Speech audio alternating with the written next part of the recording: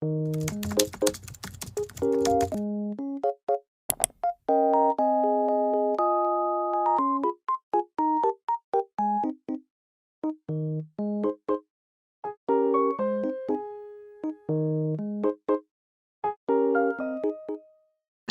selamat pagi Bapak Ibu dan saudaraku yang dikasihi Tuhan Yesus. Selamat berjumpa di dalam Gamaliel Morning Prayer yang pada pagi hari ini kita akan belajar bersama pembacaan firman Tuhan. Kita lanjutkan di Keluaran pasal 23, ada 33 ayat. Janganlah engkau menyebarkan kabar bohong, janganlah engkau membantu orang yang bersalah dengan menjadi saksi yang tidak benar. Janganlah engkau turut-turut kebanyakan orang melakukan kejahatan, dan dalam memberikan kesaksian mengenai suatu perkara, janganlah engkau turut-turut kebanyakan orang membelokkan hukum. Juga janganlah memihak kepada orang miskin dalam perkaranya. Apabila engkau melihat lembu musuhmu atau keledainya yang sesat, maka segeralah kau kembalikan binatang itu. Apabila engkau melihat lebah keledai musuhmu karena berat bebannya, maka janganlah engkau enggan menolongnya. Haruslah engkau rela menolong dia dengan membongkar muatan keledainya. Janganlah engkau memperkosa hak orang miskin di antaramu dalam perkaranya. Haruslah kau jauhkan dirimu dari perkara dusta. Orang yang tidak bersalah dan orang yang benar tidak boleh kau bunuh. Sebab aku tidak akan membenarkan orang yang bersalah. Suap janganlah kau terima. Sebab suap membuat buta mata orang-orang yang melihat dan memutar balikan perkara orang-orang yang benar. Orang asing janganlah kamu tekan, karena kamu sendiri telah mengenal keadaan jiwa orang asing. Sebab kamu pun dahulu adalah orang asing di tanah Mesir. 6 tahunlah lamanya engkau menabur di tanahmu dan mengumpulkan hasilnya. Tetapi pada tahun ke-7 haruslah engkau membiarkannya dan meninggalkannya begitu saja, supaya orang miskin di antara bangsamu dapat makan, dan apa yang ditinggalkan mereka haruslah dibiarkan dimakan binatang hutan. Demikian juga kau lakukan dengan kebun anggurmu dan kebun zaitunmu. 6 harilah namanya engkau melakukan pekerjaanmu, tetapi pada hari ke-7 haruslah engkau berhenti, supaya lembu dan keledaimu tidak bekerja, dan supaya anak budakmu perempuan dan orang asing melepaskan lelah. Dalam segala hal yang kufirmankan kepadamu haruslah kamu berawas-awas. Nama Allah lain janganlah kamu panggil, janganlah nama itu kedengaran dari mulutmu. 3 kali setahun haruslah engkau mengadakan perayaan bagiku. Hari raya roti tidak beragi haruslah kau pelihara. 7 hari lamanya engkau harus makan roti yang tidak beragi, seperti yang telah kuperintahkan kepadamu pada waktu yang ditetapkan dalam bulan Abib. Sebab dalam bulan itulah engkau keluar dari Mesir. Tetapi janganlah orang yang menghadap ke hadiratku dengan tangan hampa. Kau peliharalah juga hari raya menuai, yakni menuai buah bungaran dari hasil usahamu dan menaburi ladang.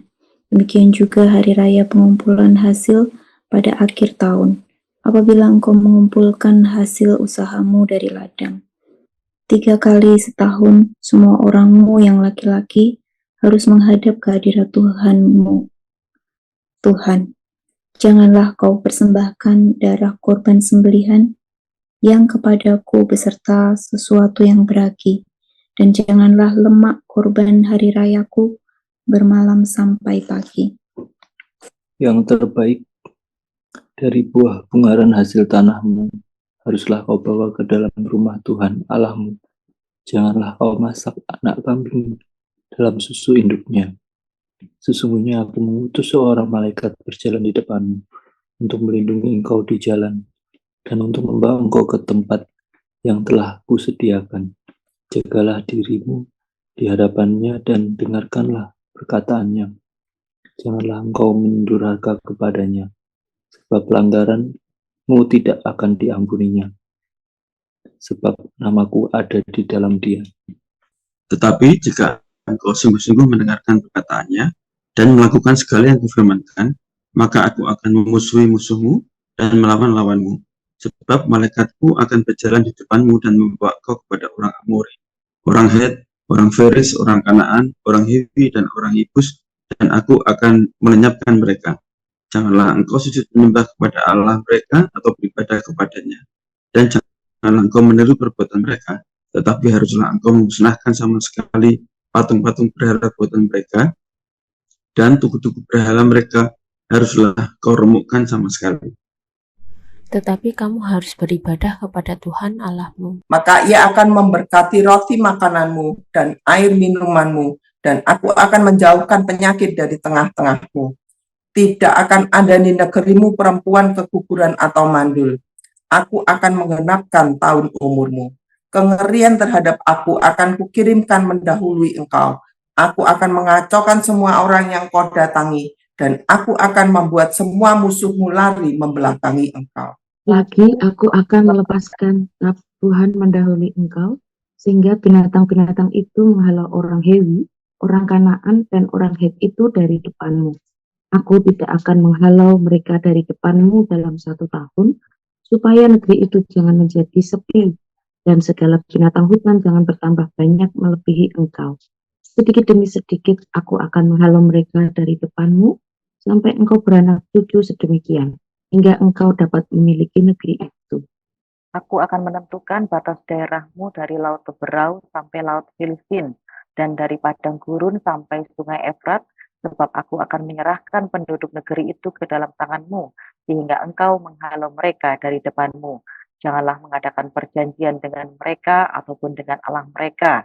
Mereka tidak akan tetap diam di negerimu, supaya mereka jangan membuat engkau berdosa kepadaku dengan beribadah kepada Allah mereka, sebab tentulah hal itu menjadi jerat bagimu. Ya, baik Bapak, Ibu, dan Saudara yang dikasihi Tuhan Yesus, Keluaran pasal 23 ini menjelaskan tentang aturan-aturan yang merupakan turunan dari 10 hukum yang diterima oleh Musa. Pasal ini menjelaskan beberapa aturan terkait dengan hak-hak manusia, kemudian tentang hari-hari raya, serta tentang janji Tuhan yang diikuti dengan kewajiban-kewajiban yang harus dilakukan oleh bangsa Israel. Kita akan melihat pada bagian yang pertama di ayat 1 sampai ayat 13, peraturan tentang hak manusia. Pada bagian ini mengatur tentang hak atas keadilan, hak atas ternak, hak orang miskin, hak orang asing, dan hak budak. Untuk menjamin hak seseorang dalam peradilan, maka seseorang saksi tidak boleh berdusta, dan dikatakan juga seorang saksi itu tidak boleh menerima suap. Kita melihat hal ini adalah dalam rangka agar hukum itu tidak dibelokkan. Hak atas keadilan ini juga mengandung prinsip kesamaan hak di mata hukum, termasuk jika seorang miskin yang bersalah, maka belas kasihan karena kemiskinannya ini tidak boleh dijadikan dasar untuk membenarkan seseorang itu. Selanjutnya diatur juga tentang hak ternak. Jadi kita melihat di sini bahwa apabila ada ternak dari seseorang yang tersesat atau mengalami kelebihan beban, maka seseorang yang melihatnya itu harus menolongnya. Hal ini berlaku bagi semua ternak yang dimiliki oleh bangsa Israel. Bahkan dikatakan jika ternak itu adalah milik dari seseorang yang tidak berdamai dengan kita, maka kita wajib menolongnya. Dalam konteks bangsa Israel, bahwa ternak merupakan representasi dari harta benda mereka. Oleh karena itu, perlindungan terhadap hak ternak ini mengandung arti adanya perlindungan terhadap kepemilikan harta benda, di mana orang lain turut menjaga keberadaan dari harta benda tersebut. Selanjutnya mengenai hak orang miskin, maka diatur bahwa seorang miskin ini hendaknya diperlakukan adil dalam penghakiman. Sebagaimana dijelaskan sebelumnya, di dalam peradilan itu ada diatur tentang hak orang miskin, maka orang miskin juga memiliki kesamaan hak di mata hukum. Seorang miskin yang lemah, tidak memiliki kekuatan, tidak memiliki kuasa untuk membela dirinya, maka di dalam pengadilan hal ini tidak boleh ditekan, sehingga orang miskin juga mengalami keadilan. Selanjutnya, bagi orang miskin juga memiliki hak atas hasil bumi pada tahun ke-7. Apabila seseorang memiliki kebun dan telah memanen pada tahun pertama sampai dengan tahun yang ke-6, maka pada tahun ke-7 hendaklah mereka tidak memanen hasil buminya, karena hasil panen pada tahun ke-7 ini merupakan hak bagi orang miskin. Jadi kita melihat di sini ada prinsip keseimbangan atau pemerataan antara orang kaya dan orang miskin, tidak ada gap yang terlalu jauh. Selanjutnya mengenai orang asing juga memiliki hak, ya mereka tidak boleh ditekan. Kemudian orang asing dan budak ini juga memiliki hak yang sama, yaitu mereka memiliki hak untuk beristirahat pada hari perhentian. Nah, ada sebuah pola yang berulang yang kita lihat di pasal 21, pasal 22, dan pasal 23. Di ayat 9 dikatakan orang asing janganlah kamu tekan, karena kamu sendiri telah mengenal keadaan jiwa orang asing, sebab kamu pun dahulu adalah orang asing di tanah Mesir. Nah, kita melihat di sini Tuhan mengingatkan kondisi mereka ketika menjadi orang asing di tanah Mesir. Mereka juga mengalami penderitaan dan ketidakadilan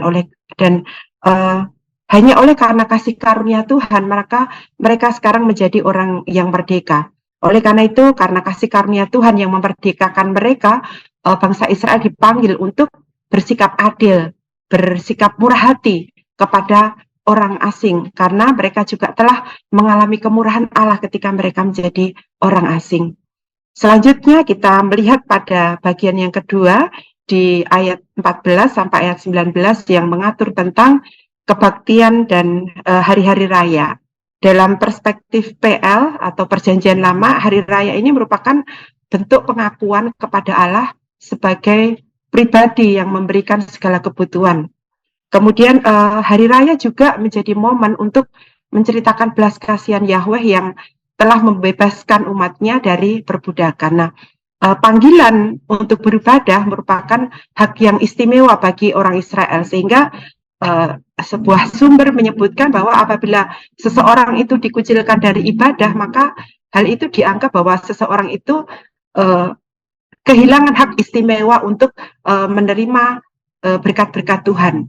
Nah, pada bagian ini kita melihat ada 3 hari raya yang harus dilaksanakan dalam 1 tahun dan harus diikuti oleh semua laki-laki. Apakah hari raya itu? Yang pertama yaitu hari raya roti tidak beragi, kemudian hari raya menuai, dan hari raya pengumpulan hasil akhir. Roti tidak beragi ini adalah roti yang dimakan pada waktu bangsa Israel keluar dari Mesir, sehingga hari raya roti tidak beragi ini merupakan ucapan syukur karena mengingat kasih karunia Tuhan yang telah mengeluarkan bangsa Israel dari perbudakan di tanah Mesir, dan ini menjadi ketetapan bagi bangsa Israel. Di sini kita melihat bahwa kelepasan umat Tuhan dari perbudakan merupakan momentum yang sangat penting dalam kehidupan umat Tuhan dan harus diperingati. Nah, selain peraturan-peraturan dalam setiap hari raya ini, dikatakan juga bahwa hendaknya mereka tidak datang dengan tangan hampa, tetapi dengan membawa korban persembahan. Disebutkan bahwa korban persembahan ini tidak boleh mengandung ragi dan lemaknya harus dibakar sampai habis. Demikian pula buah bungaran haruslah dari hasil yang terbaik. Kita melihat ada satu prinsip di sini bahwa ketika memberikan persembahan yang dibawa adalah persembahan yang terbaik. Nah, mengingat lagi hari-hari raya tadi sebagai momentum kelepasan bangsa Israel dari perbudakan di tanah Mesir, ini menjadi teladan bagi kita umat perjanjian baru bahwa ketika kita percaya kepada Tuhan Yesus, ketika kita menerima kasih karunia pengampunan, pelepasan dari perbudakan dosa, hal ini merupakan momentum yang penting dalam hidup kita, orang percaya. Dan hendaklah ini menjadi peringatan juga bagi kita untuk senantiasa menyembah Tuhan, bersyukur kepada Tuhan, dan memberikan hidup kita sebagai persembahan yang terbaik bagi Tuhan. Pada bagian yang ketiga di ayat 20 sampai 33, di sini menjelaskan tentang janji Allah dan teguran kepada bangsa Israel. Kalau kita membaca tadi, kita melihat bahwa di dalam janji tersebut terkandung juga kewajiban yang harus diikuti oleh bangsa Israel selaku penerima janji. Dikatakan bahwa Allah senantiasa hadir, ya, Allah berjanji akan selalu hadir dalam kehidupan mereka, melindungi mereka melalui malaikatnya. Sebagai representasi Allah, maka bangsa Israel harus menghormati malaikat Tuhan, mendengar dan mentaatinya. Nah, janji selanjutnya yang diberikan Tuhan kepada bangsa Israel adalah Tuhan berjanji akan memberikan kemenangan dari musuh-musuhnya. Tuhan berjanji akan memberikan kecukupan dalam kebutuhan hidup mereka. Nah, terhadap janji tersebut, Israel harus menjadikan Yahweh sebagai satu-satunya Allah yang mereka sembah. Dan bangsa Israel juga tidak boleh melakukan kompromi dengan bangsa asing, sehingga mereka tidak boleh meniru perbuatan bangsa asing. Mereka harus memusnahkan berhala-berhala bangsa lain, dan mereka tidak boleh mengadakan perjanjian dengan Allah-Allah bangsa lain. Di sini kita melihat ada sebuah prinsip bahwa pemenuhan janji Tuhan bagi orang percaya akan terjadi ketika umatnya taat dan setia kepada Allah. Nah, dari firman Tuhan yang kita pelajari pada pagi hari ini, kita menemukan ada 3 makna teks. Yang pertama, bahwa umat Tuhan dipanggil untuk menghormati hak-hak orang lain. Dan yang kedua, berkat-berkat yang telah diterima oleh orang percaya mendorong orang percaya untuk memberikan yang terbaik buat Tuhan. Dan yang ketiga, janji Tuhan bagi orang percaya akan tergenapi jika umatnya hidup taat dan setia kepada Tuhan.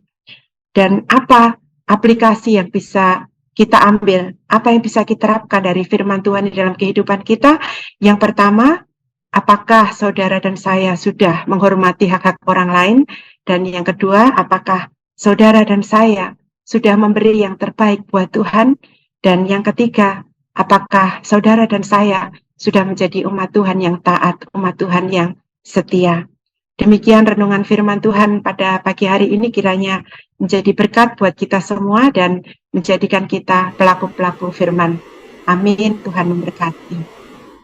Ya, terima kasih Kak Eva Jayanti yang sudah menyampaikan firman Tuhan yang luar biasa.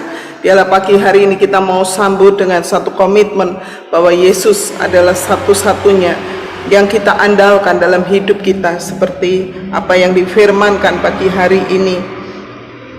Engkau Tuhan yang setia.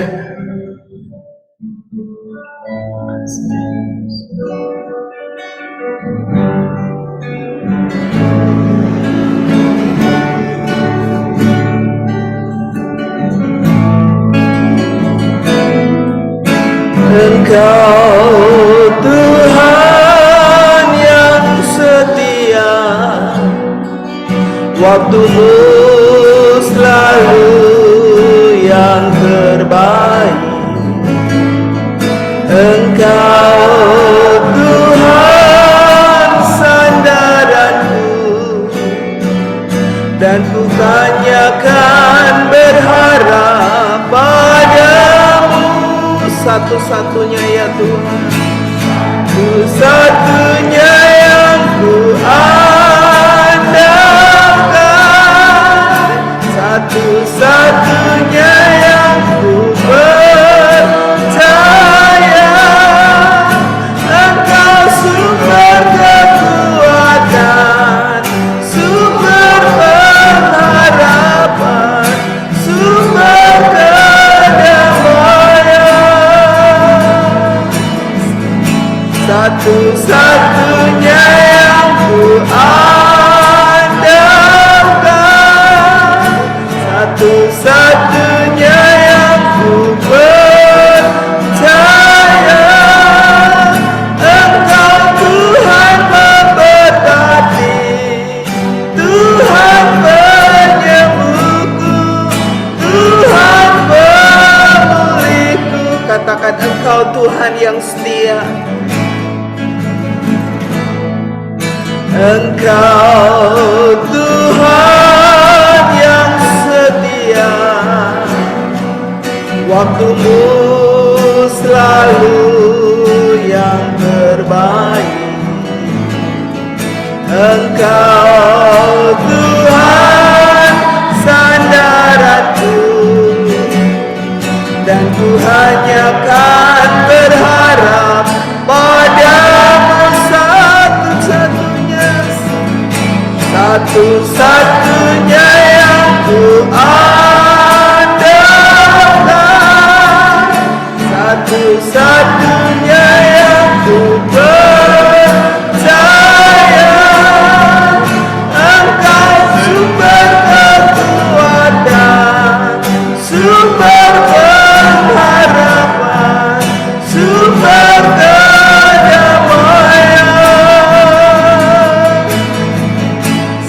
satu-satunya yang ku andalkan, satu-satunya yang ku percaya. Engkau Tuhan memberkati, Tuhan penyembuhku, Tuhan pemulihku. Musik tetap memainkan lagu ini. Mari kita terus berkomitmen hidup di dalam kebenaran firman Tuhan, untuk terus taat, mengimani setiap kebenaran firman Tuhan, dan kita terus mau taat melakukan apa yang menjadi hak orang lain untuk kita juga hormati. Kita mau mengasihi orang lain, bahkan mengasihi orang-orang yang memusuhi kita dengan kasih, dan kita boleh hidup senantiasa dalam kebenaran. Mari kita bersama berdoa. Bapa di surga, aku bersyukur kepada Tuhan oleh firman-Mu Tuhan, yang pagi hari ini untuk terus mengimani setiap janji Tuhan, bahwa Engkau adalah Allah yang setia, yang selalu mengirimkan malaikatnya untuk melindungi kami, menyertai kami dalam setiap musim hidup kami. Kami bersyukur kepadamu Tuhan. Sekarang Tuhan, aku mau Tuhan untuk hidup di dalam kebenaran firman Tuhan. Aku mau lebih mengasihi orang lain.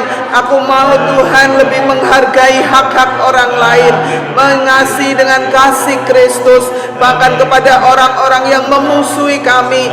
Tuhan, ajar kami untuk kami mengasihi dan melepaskan pengampunan atas mereka yang tidak suka, yang mungkin memusuhi dan membenci kami karena iman percaya kami. Terima kasih ya Tuhan, berkati kami semua, biarlah kami tetap ada di dalam hadirat Tuhan. Terima kasih Tuhan, terima kasih.